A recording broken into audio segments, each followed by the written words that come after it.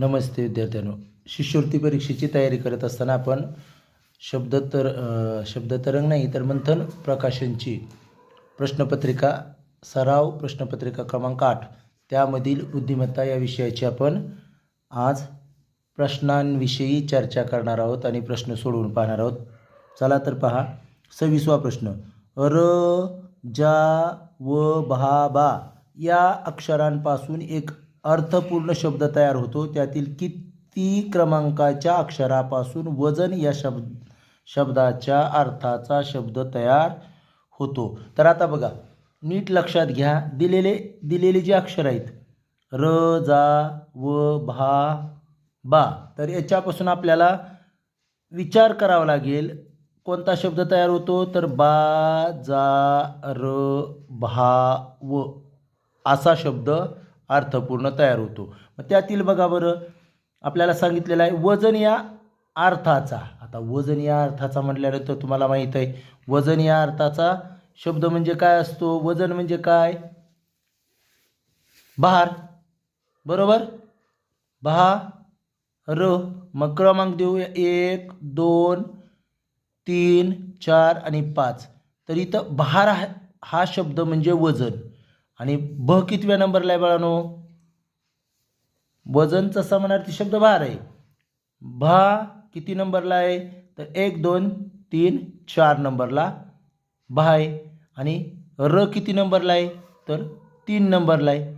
मग 4 आणि 3 असं कुठं आहे? 4 आणि 3 तर पर्याय क्रमांक 3 मध्ये आहे. म्हणून उत्तर येणार आहे पर्याय क्रमांक 3. प्रश्न 27. अंकमाला. या ठिकाणी एक अंकमाला दिलेली आहे आणि या अंकमालेवर प्रश्न विचारलेला असतो. वेळ अंकमाला वाचण्यात घालवायची नाही. प्रश्न वाचायचा पुन्हा अंकमाला बघायची. वरील अंकमालेत असे किती अंक आहेत की ज्याच्या दोन्ही बाजूंना समान अंक आहेत? बघा, असे अंक शोधायचे. त्याच्या डाव्या बाजूला पण आणि उजव्या बाजूला पण समान अंक असले पाहिजेत. चला पाहूयात. या 5चा तर संबंध येणार नाही. 2, 2च्या इकडं सारखा नाही आहे. 4च्या पण आहे म्हणजे एक अंक झाला हा.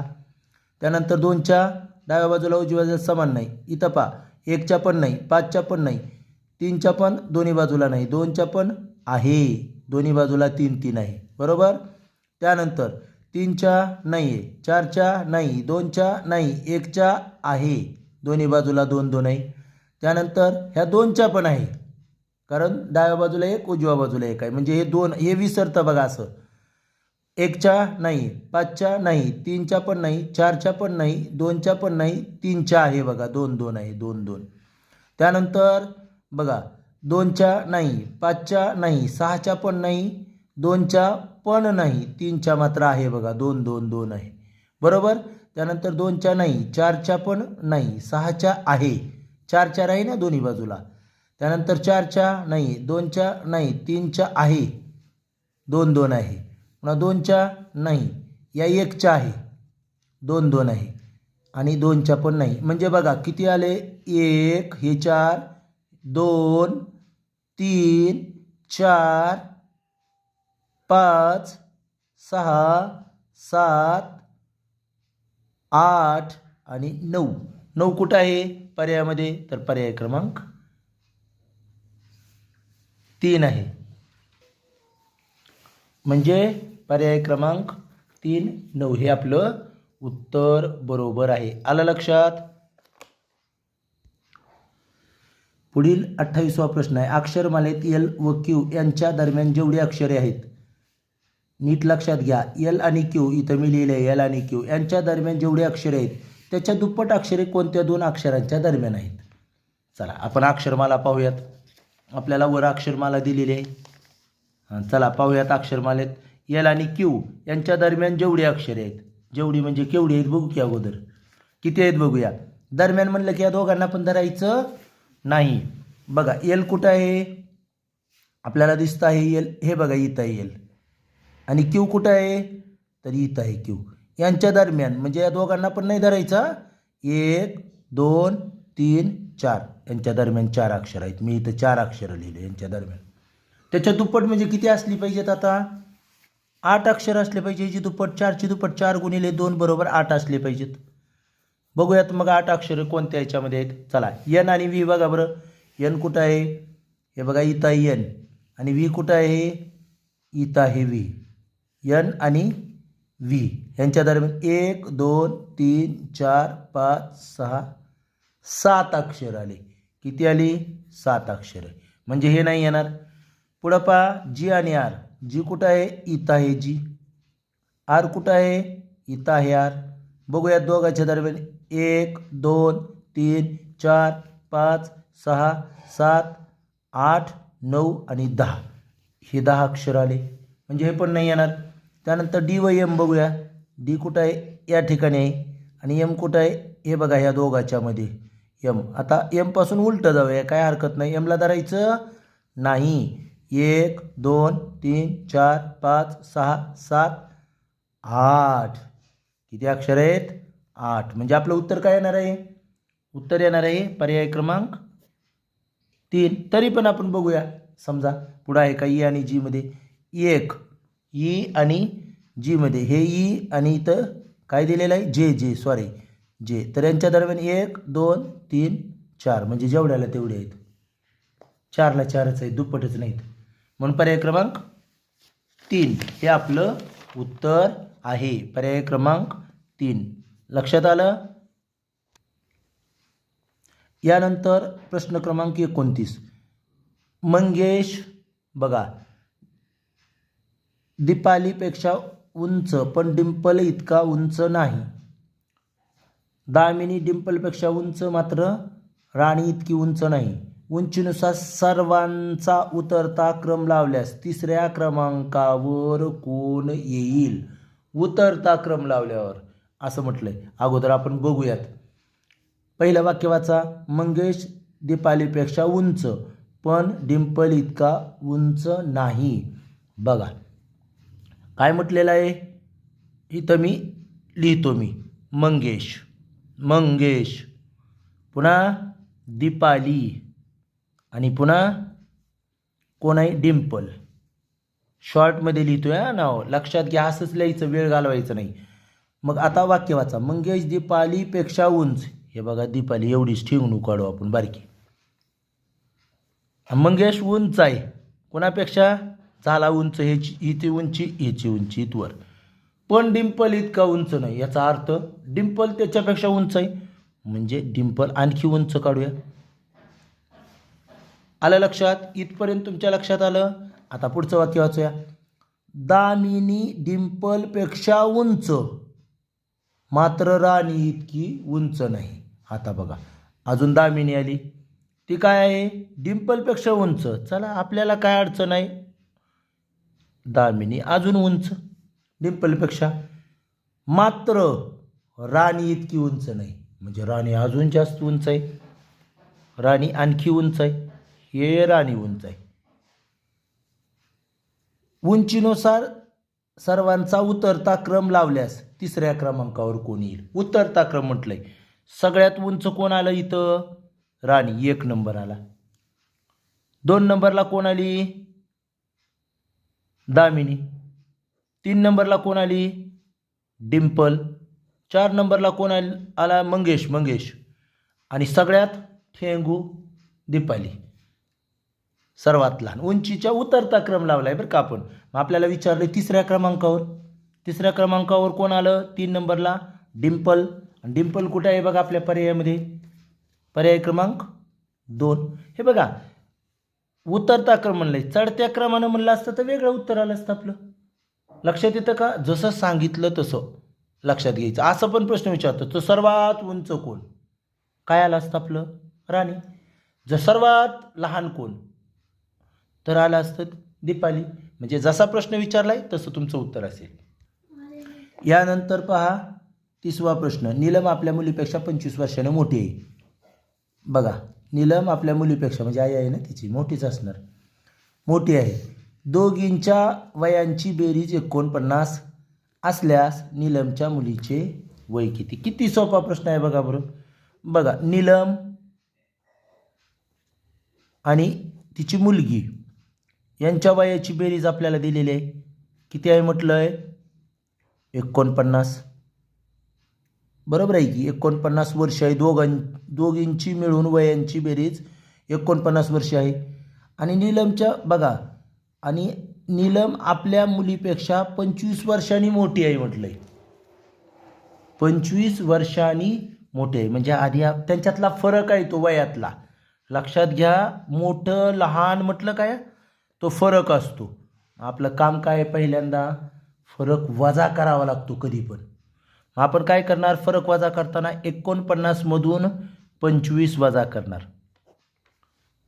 वजाबाकी केल्यावर काय येणार, 9 मधून 5 गेले तर 4 आणि इथं 2, 24. आणि असा पर्याय दिलेला असतो बरं का कधी कधी, त्यामुळं आपण फसतो. आता ही 24 काय झाली, फरक वजा केल्यावर दोघांचं समान समान राहिलं. मग आता लहान कोण असतं त्याचं वय निघतं. लहान कोण आहे, मुलगीच असणार की, काही असेल नाही मुलगी. मग मुलीचे वय काय येणार, तर याला 2 न भागायचं. 24ला 2 न भागा, 12 वर्ष. मुलीचे वय काय आले मग 12 वर्ष. कुठं आहे पर्यायामध्ये, पर्यायामध्ये कुठं आहे 12 वर्ष, तर पर्याय क्रमांक 3 हे उत्तर येणार आहे. आणि आईचं जर वय विचारलं असतं, नीलमचं विचारलं असतं, तर त्यांच्यात फरक आहे तो मिळवावा लागला असता. म्हणजे जर नीलमचं जर वय विचारलं असतं बाळांनो, नीलमचे वय, तर काय आलं असतं माहिती आहे, 25चा फरक आहे. मुलीचं 12 अधिक 25, 12 आणि 25 37 वर्ष. काय येईल 37. पण कुणाचं, नीलमचं. ते पर्यायात आहे बरं का, फसायचं नाही. आपल्याला मुलीचं विचारलं आहे, पर्याय क्रमांक 3. ओके. यानंतर पाहूया 31वा प्रश्न. खरं पाहता हा माझा ना आवडता प्रश्न आहे बरं का. असे नाते, परंतु ते कशा ना कशा पद्धतीने सोडवता आले पाहिजेत. बघा, मंगेशची मावशी संदीपच्या वडिलांची बहीण आहे, तर मंगेशचे संदीपशी असलेले नाते कोणते. हे बघा, काही चिना गेलं का, असा उभा करायचा ही मंगेश. आता काय म्हणलंय, मंगेशची मावशी. बर, इथं आणू आपण मंगेशची ही मावशी. हा मंगेश आणि ह्या यांचं नातं काय, ही मावशी. संदीपच्या वडिलांची बहीण आहे. आता संदीप आणि तिचे वडील, समजा इथं हा संदीप किंवा संदीपचे वडील, हे संदीपचे वडील आणि हा संदीप, हा संदीप. आता काय म्हटलंय बघा वाक्य, मंगेशची मावशी संदीपच्या वडिलाची बहीण आहे. हे वडील आहेत संदीपचे आणि यांची ही बहीण आहे, बहीण आहे. लक्षात आलं. तर म्हणलंय मंगेशचे संदीपशी असलेले नाते. आता मंगेश का इथं आणि हे संदीप इथं, ह्या दोघांचं नातं काढायचं आपल्याला. आता नातं कुणाचं विचारलेलं आहे, मंगेशचं. कुणाशी, संदीपशी.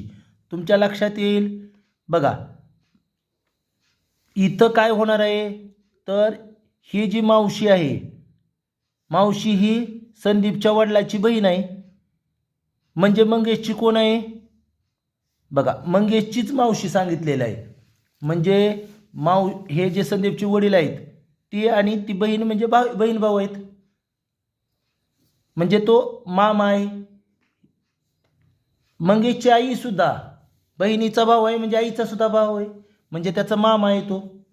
आणि हा मुलगा, नीट पहा, जो मंगेश आहे आणि हा संदीप आहे, हा आहे तो बहिणीचा मुलगा आहे. कुणाच्या, संदीपच्या वडिलाच्या. म्हणजे ते मामा आहेत त्याचे, आणि मामाचा मुलगा आहे संदीप.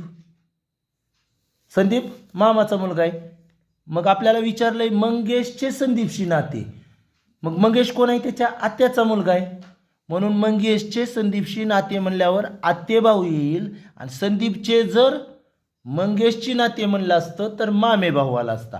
आपल्याला मंगेशचे संदीपशी विचारलेलं आहे, हे असं नातं विचारलंय म्हणून आपल्याला सांगता येईल, आपल्याला हे काय येणार आहे, आत्ते भाऊ. आत्ते भाऊ कुठं आहे बघा बरं, तर पर्याय क्रमांक 4 मध्ये आहे, म्हणून उत्तर येणार आहे पर्याय क्रमांक 4. तुम्हाला ना ते माझ्यापेक्षा छान समजत असतील. प्रश्न क्रमांक 32. खालील प्रश्न आकृती आरशासमोर धरल्यास तिची प्रतिमा कशी दिसेल हे दिलेल्या पर्यायातून शोधा. म्हणजे आरशातील प्रतिमा ओळखायची. हे बघा, हे जे 2 कवट्या महाकाळ आहेत, म्हणजे चित्र आहे की नाही, ते बघा 2, ते त्यांचा जो चेहरा आहे त्या चेहऱ्याचा विचार करा. या बाजूला आहे. आता आरशातली प्रतिमा म्हणलं खालचं वर आणि वरचं खाली तर होणार नाही. हे बघा, मग इथं खालचं वर वरचं खाली केलं, हे तर कधीच येणार नाही. चेहरा काय उलटा होईल का? वरची बाजू खाली नाही होणार. इथं येऊ शकतं. इथं पण बघा, अगोदर वरचा खाली आणि खालचा वर केला आहे म्हणजे येणार नाहीच. आणि इथं पण वरचा खाली आणि खालचा वरही केला आहे म्हणजे येणारच नाही. सरळ सरळ उत्तर आहे पर्याय क्रमांक 2. प्रश्न क्रमांक 33. खालील प्रश्न आकृती पाण्याच्या पृष्ठभागावर उभी केली असता तिचे पाण्यातील प्रतिबिंब कसे दिसेल ते शोधा. हे प्रश्न आकृती आपल्याला खालच्या बाजूला आरसा दिला म्हणजे पाण्यातील प्रतिबिंब आहे. इथं जर असं स्वस्तिक असेल, अशा स्वस्तिकाचा प्रकार असेल, अधिकसारखं चिन्ह होतं, इथं गुणिले असं कधीच होणार नाही. इथं पण गुणिले, इथं कधीच होणार नाही. आणि वरचा भाग खाली आणि खालचा भाग वर येणार आहे, त्यामुळं जशास तशी आकृती दिसणार नाही. इथं 2ला जशास तशी दिलेली आहे म्हणून येणार नाही. आणि बघा, हे मात्र आरशात म्हणजेच खालच्या बाजूला आरसा आहे म्हणजे पाण्यातील प्रतिमा. पर्याय क्रमांक 4 हे उत्तर येणार आहे. 34 व 35 प्रश्नासाठी सूचना आहे. प्रश्न आकृतीशी तंतोतंत जुळणारी आकृती पर्याय आकृतीतून निवडा. म्हणजे आपल्याला सारखी आकृती शोधायची. तर बघा, ही प्रश्न आकृती आहे आणि इथं 4 पर्याय दिलेले आहेत. अगोदर कुठून, वरून का खालून लक्ष द्यायचं, म्हणजे कुंडीकडून बघायचं का फुलाकडून? कुंडीकडून बघू. कुंडी बघा, इथं कोण आहे, कोणासारखी आहे की नाही, शंकूसारखी. इथं कुंडी वेगळीच आहे, कटलं इथं आहे, इथं आहे. इथं कुंडीला एकच कड आहे बघा वरची, 4मध्ये 2 कड आहेत म्हणजे 4 पण कटलं. आता राहिले 2च. आता याच्यामध्ये फुलाचा भाग जर बघितला मधला, तर मध्ये गोल वर्तुळ आहे. 2मध्ये तर वर्तुळ देऊन वर्तुळात वर्तुळ आहे म्हणजे हे पण कटलं. पर्याय क्रमांक 3 जशास तसा आहे. आलं लक्षात? अरे 9चा पेपर सोडवला आहे त्यामुळे सोपं आहे ना असलं, याच्यात काय अडचण नाही. यानंतर पाहूयात 35वा प्रश्न. इथं पण आता बघा जरा जास्त गुंतागुंतीसारखे दिसते. तर प्रत्येक भाग बघा. अगोदर डाव्या बाजूचा हा भाग बघूया वरचा. आपण ए म्हणण्यापेक्षा 1मध्ये आहे, 2मध्ये आहे, 3मध्ये आहे, 4मध्ये पण आहे. आता उजव्या बाजूचा भाग बघू. तर इथं 1मध्ये आहे, 2मध्ये आहे, 3मध्ये तर नाही आणि 4मध्ये वेगळाच दिला आहे म्हणजे 2 पर्याय कटले. आता आपल्याला खालच्या डाव्या बाजूचा भाग बघूयात. तर बघा, इथं खालचा आकार आणि वर चौकोन आहे. इथं पण खालचा आकार आणि वर चौकोन आहे. आता इथं बघूयात डाव्या बाजूला, उजव्या बाजूला, तर सेम दिसत आहे. आता आपल्याला मग मधल्या भागाचा विचार करावा लागेल. या ठिकाणी दोन्ही बाजूला रंगवलेले आहेत. इथं पण आहेत, इथं पण आहेत. 3 मधली स्टार पण सारखीच आहे. इथं पण आहे, इथं पण आहे. इथला हा भाग, हे 2 भाग पाहूयात. हे दोन्ही बाजूला मध्ये आल्यासारखे दिसत आहेत का? इथं मात्र एक बाहेर एक मध्ये आल्यासारखं दिसतं आहे. पहा, आकार विरुद्ध दिशेला आहे. आणि इथं मात्र आकार बघा प्रश्न आकृतीसारखा सेम दिसतो आहे म्हणजे हे नाही येणार, तंतोतंत आकृती येणार. पर्याय क्रमांक 2. यानंतर प्रश्न 36वा. 2012 सालाची सुरुवात रविवारने झाली आहे, तर 2014 सालच्या वर्षाची सुरुवात कोणत्या वाराने येईल? सोपा प्रश्न आहे, सोपा. हे बघा, दिनदर्शिका लक्षात येऊ द्या. आपल्याला सांगितलेला 1 जानेवारी सुरुवात म्हणजे 1 जानेवारीच असणार. 1 जानेवारी 2012 ची सुरुवात कशाने झालेली आहे? रविवारने, म्हणजे त्या दिवशी रविवार होता. मान्य? सगळ्यांना लक्षात आलं. आता तर 2014 वर्षाची सुरुवात म्हणजे आपल्याला 1 जानेवारी 2014चा काय करायचं आहे? वार काढायचा आहे. मग आपण काय करूया? 1 जानेवारी 2012ला तर रविवार आहे. 2012 कसलं आहे वर्ष? लीप वर्ष. मग 1 जानेवारी 2013ला कोणता वार येणार? नक्कीच 2 वारानं पुढं जाणार, 1नं नाही जाणार. का? कारण याच्यामध्ये 2012चा लीप वर्षाचा 29 दिवसाचा असणारा फेब्रुवारी महिना आहे. बरोबर? मग त्याच्यामुळं 2 वारानं म्हणजे सोमवार सोडून मंगळवार येणार. पण आपल्याला 2013चा विचारलाय का? नाही, 2014चा. मग पुढं 1 जानेवारी 2014. एकच वारानं पुढं जाईल. आता साधं वर्ष आहे म्हणून फेब्रुवारी महिना येतो, पण त्याचे दिवस 28 असतात, म्हणजे काहीच नाही. 1 वारानं पुढं जाणार म्हणजे बुधवार. मग आपलं उत्तर काय आलं पाहिजे? बुधवार. असं कुठं आहे बघा बरं? पर्याय क्रमांक 3. सोपा प्रश्न होता. यानंतर पाहूया 37वा प्रश्न. काय बा? राम व श्याम एकमेकाकडे तोंड करून उभे आहेत. यावरून आपल्याला लक्षात आलं की ते एकमेकाकडे तोंड करून उभे आहेत, एवढंच.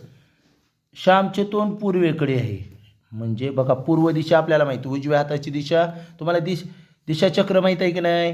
हे बघा दिशाचक्र, हे पूर्व आहे, हे दक्षिण आहे, हे पश्चिम आहे आणि हे उत्तर आहे.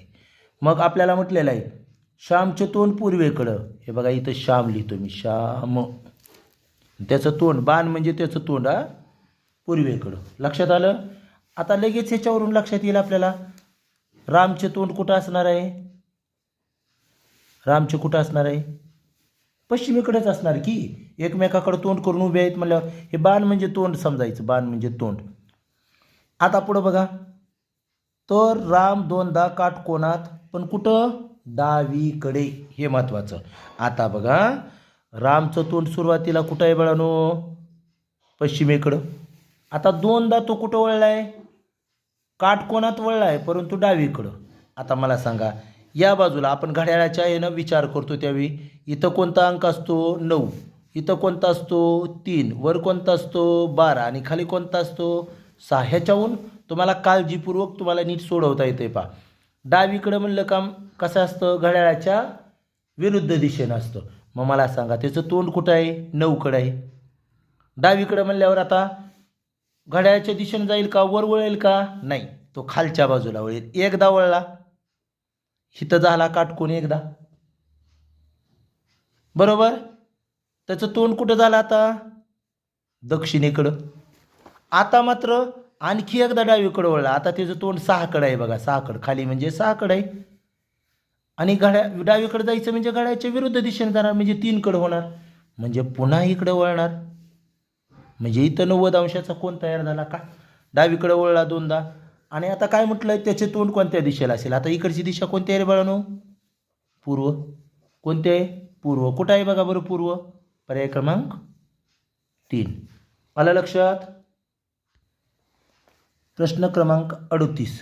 काय आहे पहा, सोबतच्या आकृतीत एकूण किती घनठोकळे आहेत?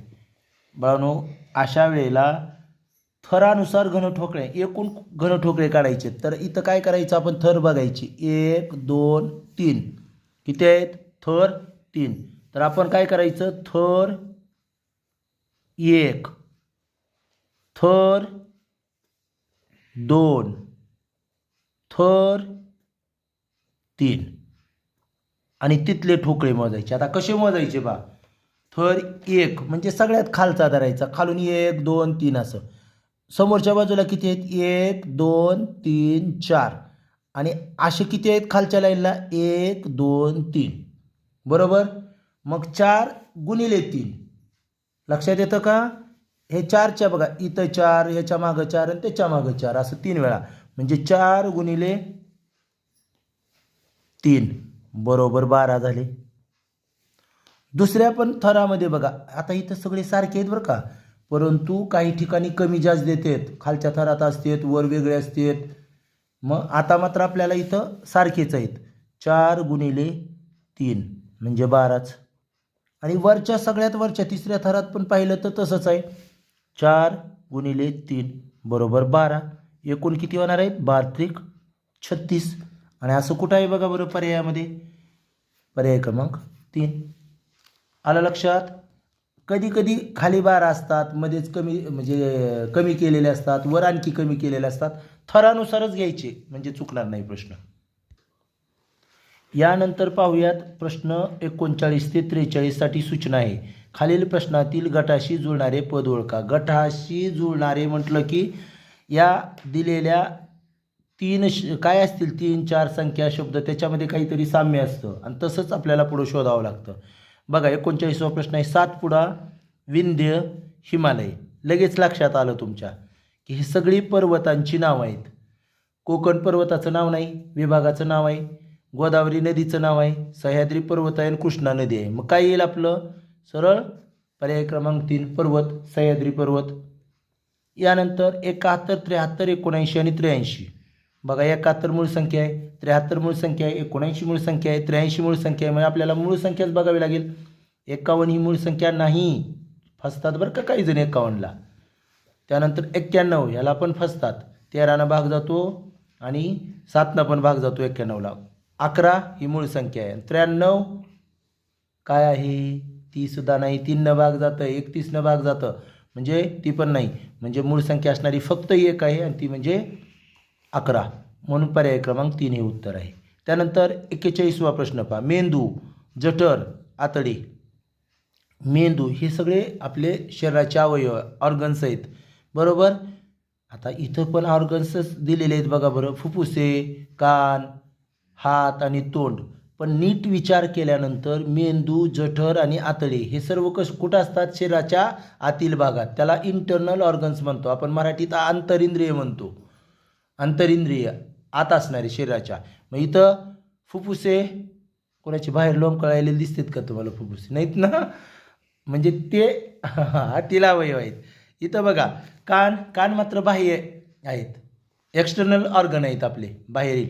कान दिसतात आपल्याला सगळ्यांना, हात पण दिसतात, तोंड पण, म्हणजे हे सर्व बाह्य इंद्रिय आहेत. आणि आंतरिंद्रिय फक्त कोणतं आहे? फुफ्फुसे. आणि म्हणून उत्तर येणार आहे पर्याय क्रमांक 1. त्यानंतर पाहूया 42वा प्रश्न. 80 45 75 पर्यायामध्ये दिलेला आहे 48 35 39 आणि 96. इथं जर पाहायला गेलात तुम्ही तर आता बघा काही जण म्हणतील इथं आपल्याला फरकावर, तर इथं काय आपल्याला मालिका पूर्ण किंवा पुढचं पद वगैरे बघायचं नाही. ह्याच्यात काय साम्य आहे हे तीन काय आहे तर ह्या तिन्ही संख्या 5ने विभाज्य आहेत, 5च्या पटीत आहेत, 5च्या पाड्यात आहेत. मग आपल्याला पर्यायातील सुद्धा 5नं भाग जाणारी संख्या शोधावी लागेल. 48 आहे का? नाही. 35 आहे. 39 आहे का? नाही. 96 आहे का? नाही. म्हणजे 35 हे आपलं पर्याय क्रमांक 2 हे उत्तर येणार आहे. यानंतर पाहूया 43वा प्रश्न. काय आहे पहा. इथं आकृती दिलेली आहे बरं का, आणि आपल्याला विचारलेलं आहे गटाशी जुळणारी आकृती. आता इथं जर पाहिलं तर 3 वर्तुळ 1 त्रिकोण 1 चौकोन, 3 वर्तुळ 1 त्रिकोण 1 चौकोन, 3 वर्तुळ 1 त्रिकोण 1 चौकोन. आता इथं पाहूया पहिल्यात 3 वर्तुळच नाहीत, कटली. दुसऱ्यात बघूया 1 2 3 वर्तुळ आहेत, 1 त्रिकोण आहे आणि चौकोन पण आहे, म्हणजे हे येऊ शकतं. पुढं बघूयात 4 4 वर्तुळ नको होते आहे की नाही. आणि चौथ्यात बघूया तर 2च वर्तुळ, म्हणजे तिसरा येणार नाही, चौथा येणार नाही. पहिल्यामध्ये पण 2च वर्तुळ. इथं पहा गटा ह्या प्रश्न आकृतीशी जुळणारी आकृती आहे. जुळणारी म्हणजे सारखी तंतोतंत गटाशी जुळणारी त्या पद्धतीनं. आता तंतोतंत नसेल परंतु त्यामध्ये जे आहेत त्या आकृत्या इथं आहेत, म्हणून पर्याय क्रमांक 2 हे आपलं उत्तर येणार आहे.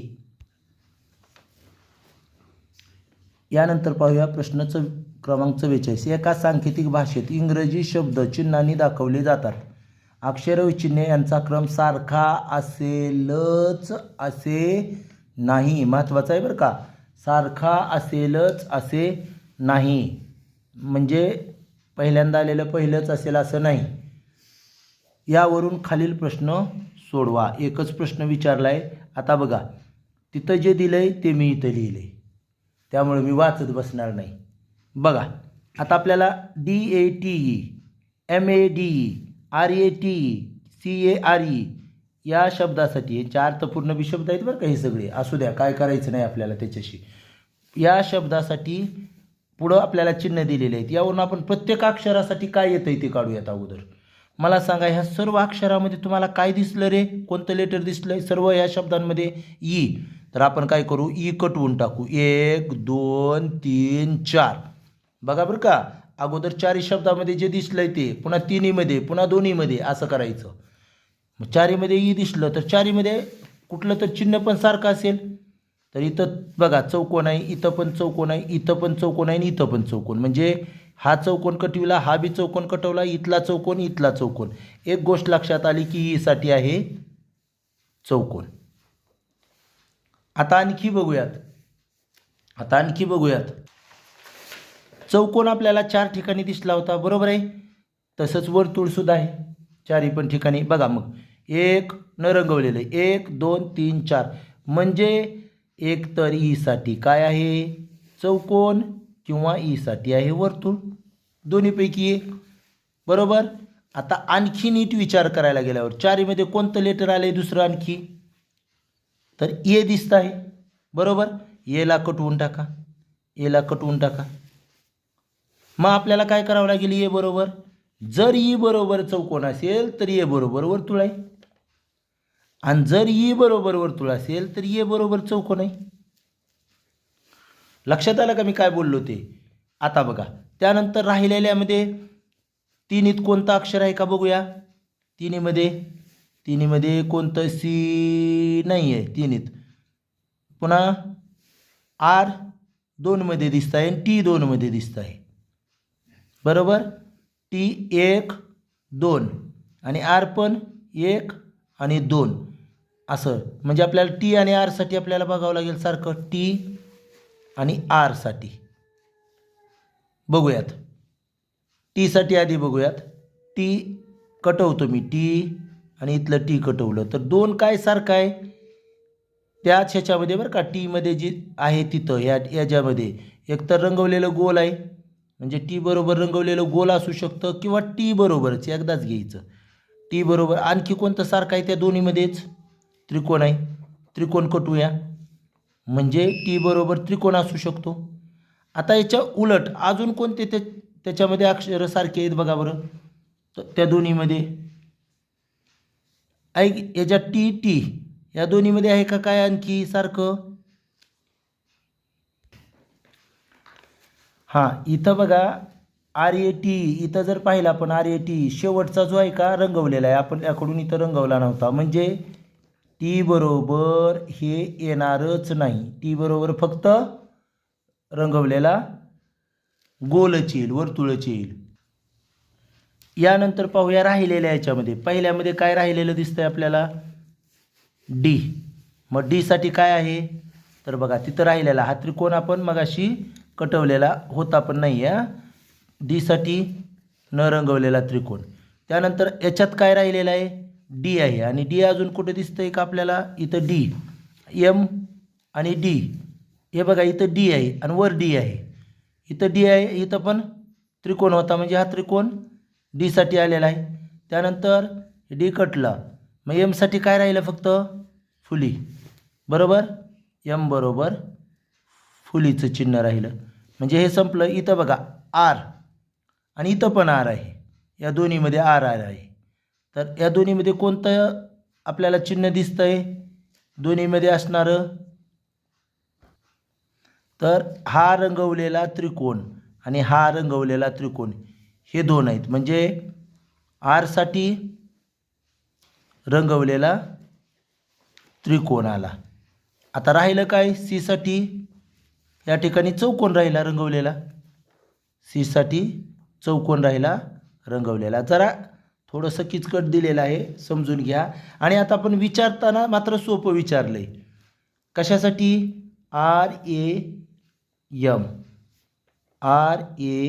RAM डबल का लिहिलं त्याचं कारण सांगतो. कारण एका अक्षरासाठी 2 आलेले आहेत कधी कधी, म्हणून आपल्याला 2 प्रकारे तयार करावं लागेल. आर कुठे दिसतंय तर रंगवलेला त्रिकोण. मग रंगवलेला त्रिकोण इथं पण लिहितो रंगवलेला त्रिकोण. आता साठी 2 अक्षर आलेले आहेत, एकतर ओ किंवा रिकामा चौकट. मग इथं जर मी ओ घेतलं असं असेल तर ठीक आहे, नसेल तर असं बी असू शकतं, कारण एकाच ह्याच्यासाठी 2 असू शकतात तिथं. आणि एम तर आपल्याला फुली आहे, इथं पण फुली. मग आता या दोन्हीपैकी पर्यायात काय दिसतंय ते पाहावं लागेल आपल्याला. रंगवलेला त्रिकोण वर्तुळ. आधी पहिला बघूया. रंगवलेला त्रिकोण, वर्तुळ आणि स्टार असं कुठं दिसतंय का? तर नाही दिसत, म्हणजे हे येणारच नाही. रंगवलेला त्रिकोण, चौकोन आणि स्टार कुठं दिसतंय का? हो दिसत आहे. कुठं? रंगवलेला त्रिकोण, चौकोन आणि स्टार. पर्याय क्रमांक 2 हे उत्तर येणार आहे. थोडंसं काळजीपूर्वक सोडवावा लागेल हा प्रश्न. यानंतर पाहूया आपण प्रश्न क्रमांक 45. एका सांकेतिक भाषेत 843 हा शब्द म्हणजे 843 बरोबर 15, 752 बरोबर 14 असे लिहितात. तर त्याच भाषेत 245 बरोबर किती म्हणजे कसा लिहिला जाईल? आता बघा, कधी कधी हा प्रश्न फार सोपा असतो, पण आपण वेगळ्या पद्धतीने विचार करत जातो. कधी कधी ह्यांचा गुणाकार इथं दिलेला असतो, कधी कधी दोघांची बेरीज करून वजा करून दिलेलं असतं, कधी कधी वर्गसंख्या असते, कधी कुठलाही क्रायटेरिया वापरला जातो. इथं काय केलेलं आहे पहा, तर सर्व अंकांची बेरीज दिलेली आहे. 8 + 4 + 3, 8 आणि 4 12 आणि 3 15. हे का इथं 15 आहे, हे बघा. आता बघा इथं दुसऱ्या ह्याच्यात 7 + 5 + 2 काय झालं? 7 आणि 5 12 आणि 2 14 आलेलं आहे. त्यानंतर 2 + 4 + 5च करावं लागेल आपल्याला. 2 आणि 4 6 + 5 11. काय यायला पाहिजे? 11. मग कुठं आहे बघा बरं, पर्यायामध्ये 11 आहे का आपल्याकडं? आहे ना. पर्याय क्रमांक 4. अशा पद्धतीनं आज आपण सराव प्रश्नपत्रिका क्रमांक 4 मधील बुद्धिमत्ता या भागातील पहिले 15 प्रश्न पाहिलेले आहेत. आपण या ठिकाणी थांबूयात. धन्यवाद.